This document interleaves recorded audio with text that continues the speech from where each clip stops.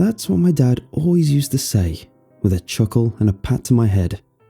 "She's a keeper," he'd say to a grocer or clerk at a convenience store. People used to fawn over the cute pigtail girl by her daddy's side. Always said her pleases and thank yous and never threw a tantrum. Was an absolute angel. Maybe this is why, when I grew up, I always need someone giving me a pat on the back. If I'm not getting a compliment about how I look or how well I did at work, I'm going to assume I did something wrong or had a piece of lettuce stuck in my teeth all day. This hasn't always worked out for me. I'm a keeper, but I can also be a sucker. Like what's been happening with my boss. I love working as a secretary. It's a job that makes me feel really fulfilled. This makes me a bit of a stereotype though, with how I practically melted when Jonathan Price, my boss, complimented my blouse and my work ethic on my first day. I just reminded myself by looking at the silver ring on his left hand and the picture on his desk with his children that I shouldn't read too much into it. Jonathan was perfect though, and over time I realized I read him just right. I never wanted to be the other woman. I just wanted to be loved, and being around Jonathan, working late nights just to have a moment to talk with him, having drinks after work, the inevitable happened. He kissed me after too many beers, and we ended up going back to my place. We slept together. I poured my heart out to him after that, how I'd liked him for so long, and that I really felt a connection with him. He just smiled and brushed the hair from my eyes, telling me that I was the kind of girl you didn't just let get away. Of course I believed him. Of course I swallowed the lump in my throat whenever I saw Mariana coming to visit her husband, my lover. Of course I ignored how I was the choice topic of office gossip, how the guys smirked and the other women gave me the side eye and the cold shoulder. Of course I listened when Jonathan said he was going to leave her soon. He just needed to make sure he didn't hurt her. And of course, whenever he called me to meet him at our typical meeting spot, a hotel in downtown, I was there with bells on. Yeah, I know what you're thinking of me. I think it too. I'm not the brightest bulb in the package, but like I told you, I'm pretty easily manipulated. But I love Jonathan. I love his work ethic. I love how he takes care of his kids that he learned soon enough I couldn't have. I wonder if that was part of my appeal to him, that he couldn't accidentally knock me up. He didn't love me. I was just easy, a stereotype in every sense of the word. I only started wising up last week when it occurred to me that Jonathan really wasn't slowing down on his relationship with his wife and certainly wasn't preparing for divorce proceedings. She was pregnant with their third child. I saw the pictures he posted on Facebook of their anniversary dinner.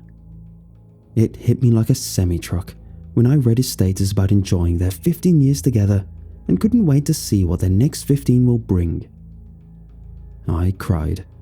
I drank a lot of wine, and then I asked him to come to my apartment, that we needed to talk. Scary words for a guy, right? Took Jonathan a while to drag his ass over, which by then I was even more drunk. I don't drink often, and certainly not in excess, but can you blame me?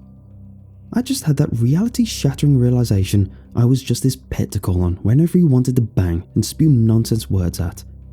Nonsense words I fell for.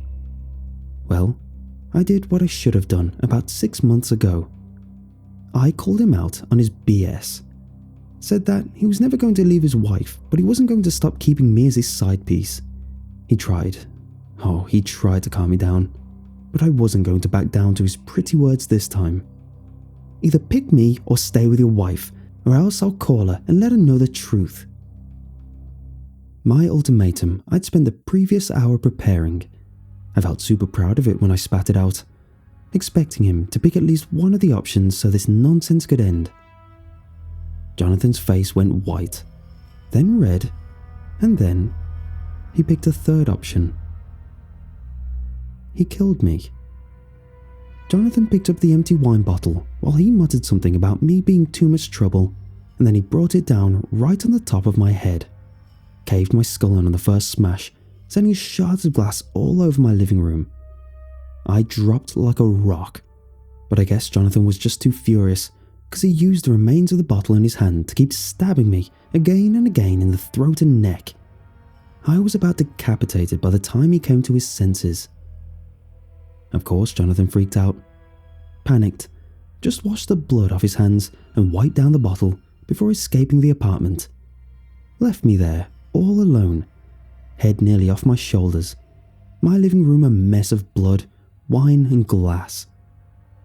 Man, you should have seen the look on his face when I came into work today. I was at my desk by the time he came in. He looked like hell, understandably. He just killed a woman 2 days before. But he froze in his steps when he saw me sitting at my desk, tip-tapping away on my keyboard while scheduling another appointment later that week. I just waved to him real quick before going back to work.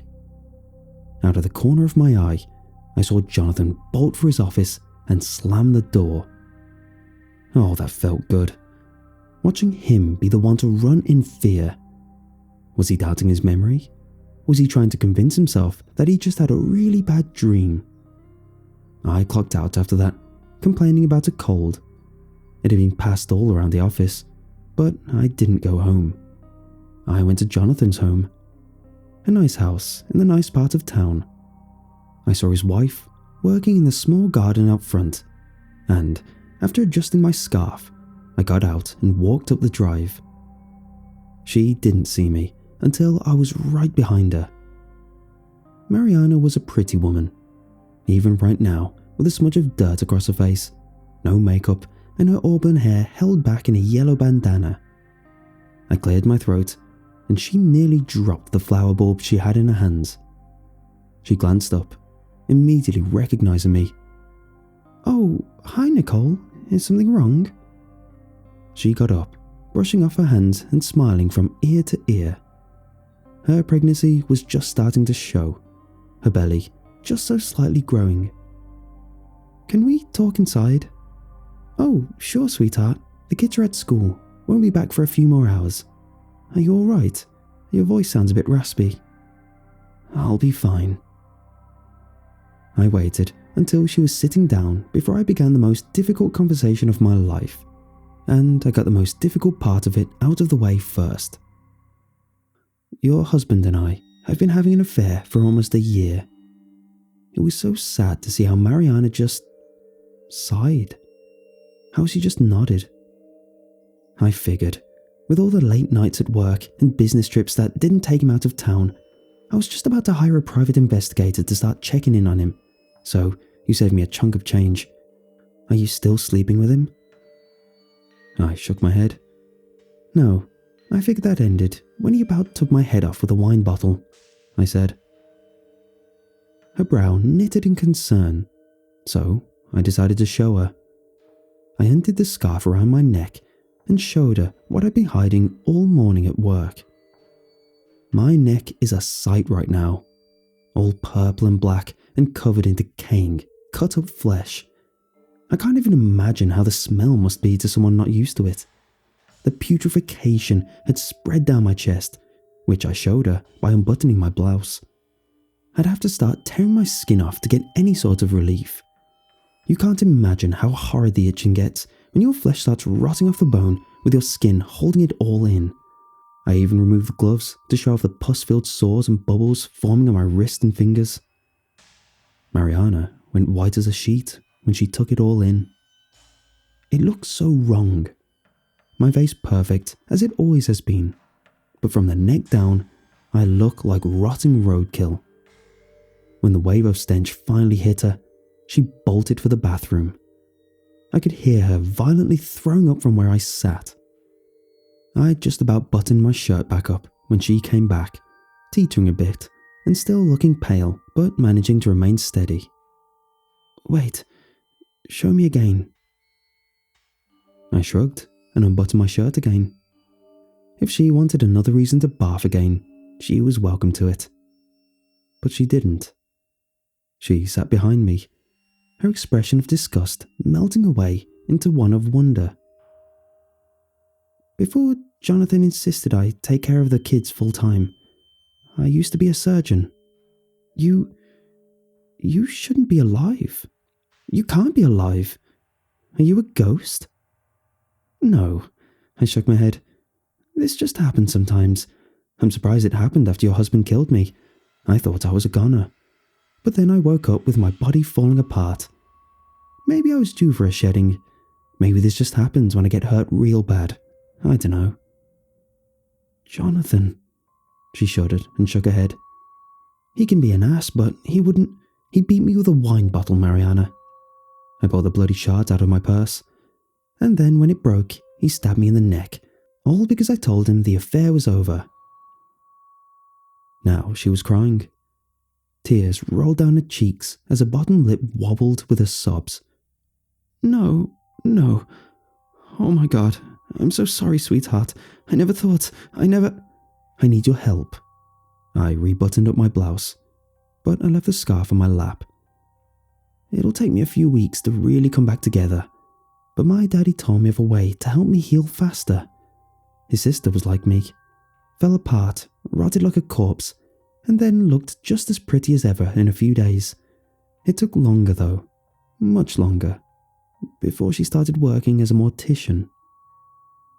It didn't take any effort at all to convince her to help me. The kids are having a sleepover at Grandma's tonight. They really are cuties.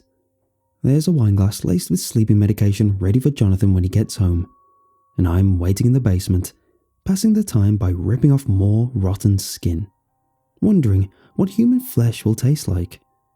Mariana's already said I can stay here while I recover. She wants to study me. I'm something she's never seen before, and she's fascinated. She says I'm a real keeper.